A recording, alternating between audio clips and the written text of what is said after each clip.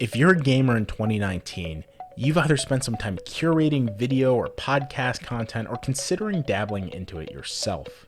There are hundreds of thousands of podcasts, gaming YouTubers, and influencers across the market, and everyone's looking for a competitive edge. While this often comes down to personality and content, one of the easiest upgrades is simple: tech. In steps the Aston Stealth, a microphone that manages to wipe the floor with its competition and validates its considerable price tag. If you frequently read DualShockers and this is your first time hearing of the Aston brand, I wouldn't be surprised. Aston doesn't have the name recognition among the gaming community that other major peripheral makers like Razer, Rocat, or AverMedia have garnered. While the brand has made its name for itself in the dedicated recording and audiophile spaces, the growing field of professional content creators have created a viable new market for the brand to thrive. While most gamers, streamers, and podcasters would once make do with budget headsets and low-tier but popular blue microphones, there is a necessity to grow and evolve. So too must your equipment. Coming in at nearly a $400 price tag, the Aston Stealth is nothing to sneeze at. The purchase is definitely one for career streamers, content creators, or dedicated hobbyists. However, this is a top-of-the-line product with a top-of-the-line price tag, and every dollar of that quote feels well spent due to the innovative design and amazing technology that they put into it. To start things off on the right footing, I'm going to note that this isn't a full audio test. We've shot and reshot this video a dozen times, trying to cut the technical details and nuances of the product test in, but we definitely can't make it either more entertaining or technical than some audiophile expert channels out there. If you're looking for a deep dive into the techs and how the Aston Stealth performs on a spectrum scale in all situations, let me recommend Microphone File YouTube or Podcast Age, which is linked in the description below. However, we are going to highlight some things as they pop up, and we're going to keep the processing down to the video to a bare minimum. That way you get an accurate reflection on the microphone. This is going to mean a few different things. Obviously, you're going to hear a bit of that clacking in the background that you've been hearing so far. That's my mechanical keyboard. You're going to hear a few errors, no background music that we normally have in these kind of reviews. That way you can really get a full sense of what this microphone sounds like, and we feel like that's truly the best way to kind of understand for the review. Starting out, let's talk about optimal setup. For optimal settings, I've paired this with a high-quality audio interface, specifically the Focusrite Scarlett Solo. Though it's worth noting that it isn't entirely necessary. Aston has seamlessly integrated an active and passive mode into the microphone. That means that you don't have to have phantom power to get quality recordings, and you're still going to be well served. Of course, with phantom power, you will get this cool purple afterglow light and a much more important 50 decibel gain lift. In other words, perfect for podcasts or anything where you're going to be speaking for large amounts of time, including this review. For a quick test of this, here's the active mode at what seems like about 40% gain, utilizing the phantom power. Now let me switch very quickly.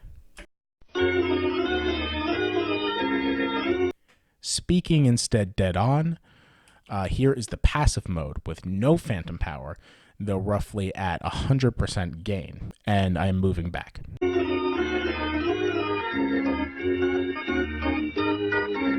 As you may have noticed, it largely stayed the same quality-wise, which is fascinating. A lot of background, I'm sure, went into that because typically when you make that switch, if you can make that switch, you're at a whisper. A more unconventional but oh so interesting function is the 4 unique voice settings that's freely swappable with a ring at the bottom. The ring includes V1 for a male voice specialty, V2 for a female voice specialty, G for guitar, and D for a dark ribbon mic tone. We could also showcase some of these. So right now we're on V1. So far this is where I've been doing the entire recording, so not much is going to change. However, it does give a bit of an accent to the masculine and richer tones of my voice. Now, if you give me 1 second, we're going to switch to V2. comparatively, the switch to V2 doesn't suit me as well. It's looking to hone in and highlight more tenor and soprano tones. And I'm going to switch to G now. I'm not a guitar player, so I really can't break out the guitar for this section, but you may notice this is the least optimized for my voice. And now we're going to head to D.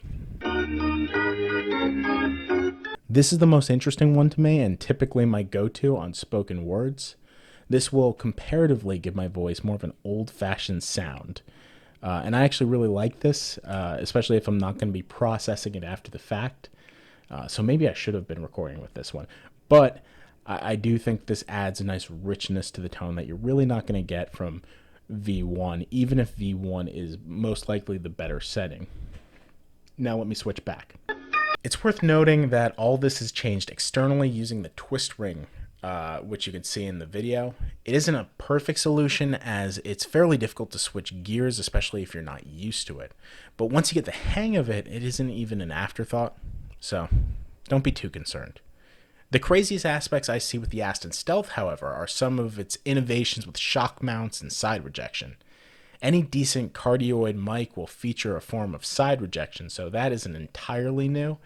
But it seems like Aston has really gotten to work with that model, and surrounding voices creak to a near nasally whimper. Let's do another brief test on this and how I'm sounding along the various axes. While I'm not getting behind the mic for a near full rejection, I am moving from side to side at around the 90-degree points. That way you get a full idea of how all of this goes down and how it changes versus when I'm right in front.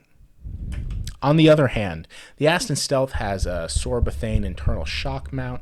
This occasional, or in my case, frequent bumps to the mic stands or cats running into it will hardly affect the sound. In fact, this comes across as kind of pure magic, especially if you've been dealing with microphones fairly often.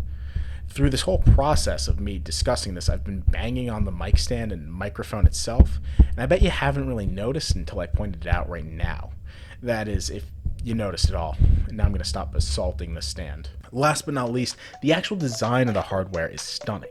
Too often I see microphones with similar designs to the Aston Stealth that overpromise and underdeliver on functionality. But the Aston Stealth is a class act, putting both form and function in a tight package. It is not only the best consumer microphone we've tested in some time, but it's also the best looking of the bunch. Not everything about the microphone is perfect, and you can hear it in the video, I'm sure.